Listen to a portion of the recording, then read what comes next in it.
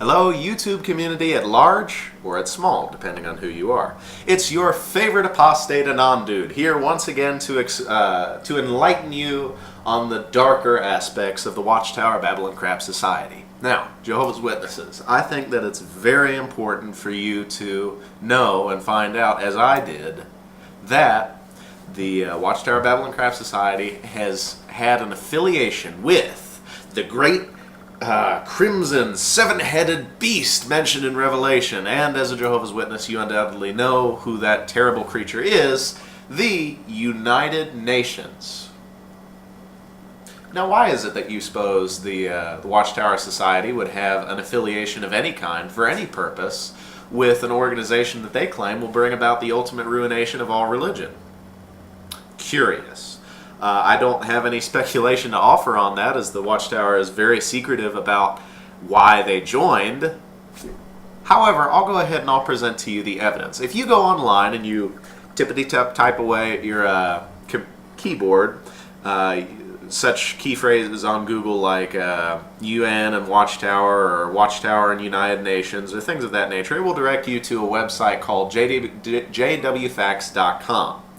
And here it goes into the timeline where the Watchtower was affiliated with the UN. For clarification, in 1992, the Watchtower Bible and Tract Society of New York applied to be a non-governmental organization, an NGO, associate member of the United Nations Department of Public Information, and remained so until 2001. This is the closest relationship an NGO can form with the UN. The application was renewed annually as a matter of public record. Now, it shows you the charter and the application for becoming an NGO, and of course the requirements. And I'll just go ahead and list to you some of the different requirements that the United Nations has for its NGOs. It requires that the NGO share the ideals of the UN Charter. So the Watchtower would have to share the ideals of an organization which they paint as a great tool of the devil. So, by extension, would that mean that they're sharing the ideals of the devil? Only you could decide. The NGO must have a demonstrated interest in United Nations issues and a proven ability to reach target or specialized audiences, such as educators, media representatives, policymakers, and the business community. Which is also interesting, because I think that you would agree that through their distribution of literature and through the work that you and I would engage in as Christian ministers out in the door-to-door ministry, they have a demonstrated ability to reach target demographics and to have a wide distribution of propaganda handed down from the United Nations. Curious, this seems all a bit too coincidental, wouldn't you say?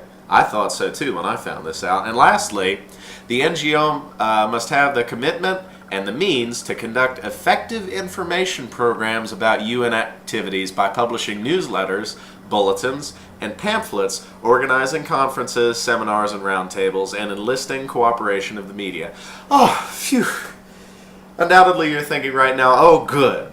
That means that the Watchtower is above guilt, because they most certainly haven't been producing any United Nations propaganda in the Watchtower and Awake magazines. Haven't they? Or have they? Now, we all know what the beliefs are. You and I have both read the Revelation book, and so we know how the Watchtower Babylon Crap Society feels about the United Nations in reality, and what they tell us they feel about the United Nations. So you would assume that for our magazines, which everybody reads, we would be publishing the same general information, right? Wrong. What I want you to do, and you can find this out for yourself, take out your Watchtower library, whatever year, doesn't matter, type in United Nations, and just see what pulls up. Here's an interesting article that I found, the 10/1 issue of the 1995 Watchtower magazine. It's entitled 50 Years of Frustrated Efforts. It starts out, we the people, here we go. Paragraph 2 is what I want to focus on. For 50 years, the United Nations organization has made notable efforts to bring about world peace and security. Arguably, it may have prevented a third world war, and a wholesale destruction of human life through the use of nuclear bombs has not been repeated. The United Nations has provided millions of children with food and medicine. It has contributed to improved health standards in many countries, providing, among other things, safer drinking water and immunization against dangerous diseases. Millions of refugees have received humanitarian efforts. In recognition of its accomplishments, the United Nations organization has been awarded the Nobel Peace Prize 5 times. Yet the lamentable fact of life is that we still do not live in a world without war. Well, that didn't seem very negative against this organization, did it? It almost seemed like they were supporting the cause and the ideals of the United Nations. And that phrase, United Nations, in this article appears over 62 times. Interesting.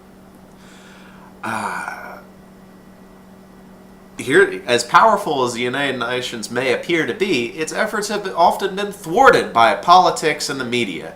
The United Nations is powerless if it lacks the support of its members, which, at the time, the Watchtower Bible and Tract Society was a member of the United Nations. As Alice in Wonderland might say, curiouser and curiouser. So this whole article, The Frustrated Efforts, is about how the wonderful, good United Nations has been trying to do all these wonderful things, and their efforts have been thwarted by other people.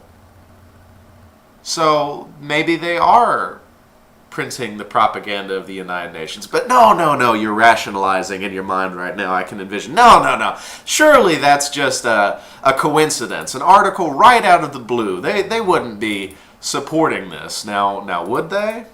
Well, I don't have time to go into all of the articles, but you will find, if you just type in United Nations into the Watchtower or Watchtower Library and look at the Watchtower or the Awake magazines, you will find that they have, in fact, been supporting the charter of the United Nations. Now, what can you do with this information?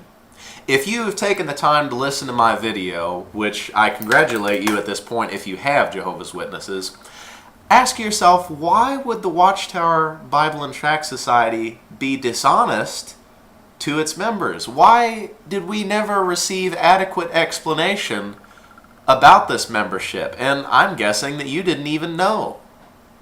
I was a witness for the entire duration of this affiliation with the United Nations, and I had no idea. Why would the Watchtower Bible and Tract Society be keeping secrets from its faithful servants?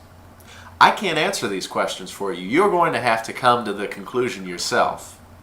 But I would submit that any organization that would be as intellectually dishonest as the Watchtower Bible and Tract Society does not deserve your patience.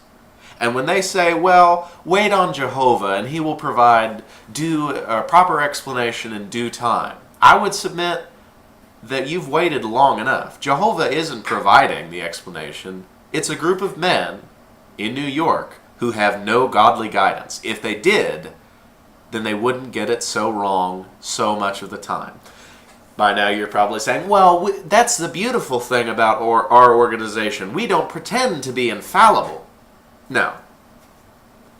If the governing body is directed by God as it claims to be, just as were the inspired prophets of old, how come the Bible hasn't been proven inaccurate after all these centuries?